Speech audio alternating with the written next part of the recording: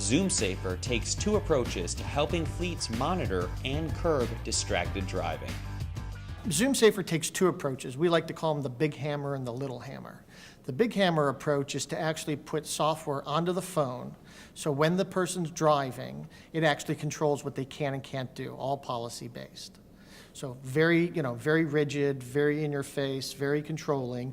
But for a lot of companies, they have a very low risk tolerance and they don't want people to be using their phone while they're driving.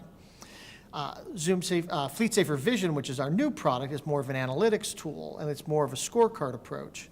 And the idea there is, okay, let's see how big my problem is. Let's see how my people are using their cell phones, and let's see if I can change behavior through a risk-reward process rather than actually putting software on the phone.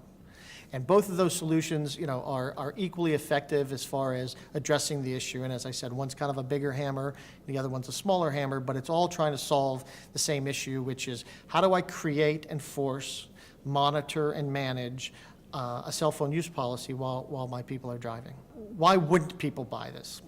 We have heard, again, going back to the ostrich approach, we have heard some companies say, well, it makes the information more easily discoverable. From a court perspective.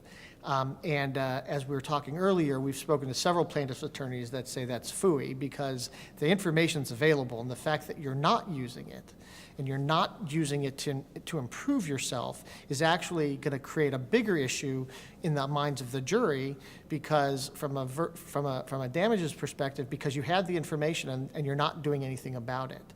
So it's actually worse. The second one is more of a market evolution. A lot of companies still really are trying to get their arms around, what does this mean to them? And we would expect, as with all early markets, that, people will start to adopt solutions as they begin to understand this. As I said earlier, this is such a new topic for a lot of these companies. They just don't really even understand what to do about it. It's not like going out and buying a word processor. Right? I know what a word processor does, right?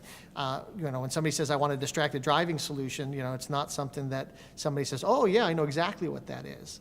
And that's why we've created the flexibility with our solutions to give people some choices on how they want to manage that.